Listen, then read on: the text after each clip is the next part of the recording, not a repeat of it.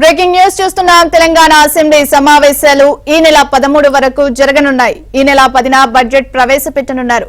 ఆర్థిక మంత్రి Mallu Bhatti Vikramarka vote on account budget ను ప్రవేశపెడతారు.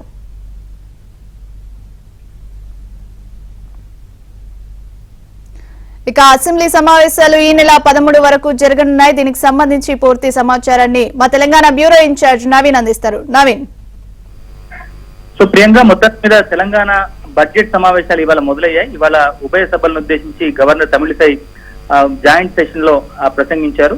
సో అసెంబ్లీ రేపటికి వాయిదా పడింది. సో గవర్నర్ ప్రసంగం ముగిసిన తర్వాత శాసనసభ వ్యవహారాల కమిటీ సమావేశం జరిగింది. ఈ సమావేశంలో ఓటాన్ అకౌంట్ బడ్జెట్ సమావేశాలు ఎన్ని రోజులు నిర్వహించాలన్న దాని మీద చర్చ జరిగింది.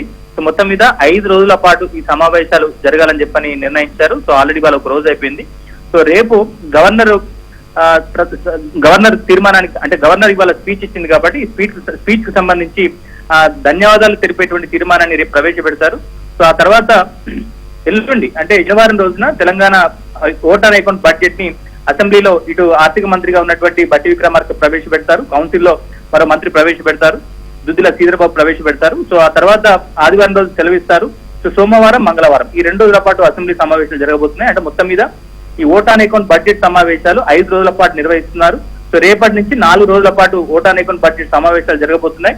సో ఈ నెల 12వ తారీఖున బడ్జెట్ కు బడ్జెట్ కు సంబంధించి ఓటాన్ అకౌంట్ బడ్జెట్ మీద చర్చ జరుగుతోంది. సో 13వ తారీఖున ఇరిగేషన్ ప్రాజెక్టులకు సంబంధించినటువంటి అంశం మీద ప్రభుత్వం శ్వేతపత్రాన్ని విడుదల చేస్తుంది. మరోవైపు ఇటీవల మేడిగడ్డ కుంగిపోయినటువంటి అంశానికి సంబంధించి ఇప్పటికే ప్రభుత్వం విజిలెన్స్ విచారణ జరిపినటువంటి నేపథ్యంలో ఆ విచారణకు సంబంధించినటువంటి నివేదికను కూడా అసెంబ్లీలో టేబుల్ చేస్తారు. సో ఆ అంశం మీద కూడా అసెంబ్లీలో చర్చ జరిగేటువంటి అవకాశాలున్నాయి. సో మొత్తం మీద బడ్జెట్ ఈ నెల 10వ తారీఖున శనివారం ప్రవేశపెడతారు. సో 12, 13 ఈ 2 రోజుల పాటు బడ్జెట్ మీద చర్చ జరుగుతుంది. మొత్తం మీద 4 రోజుల పాటు ఈ అసెంబ్లీ సమావేశాలు జరగబోతున్నాయి. ప్రియాంక.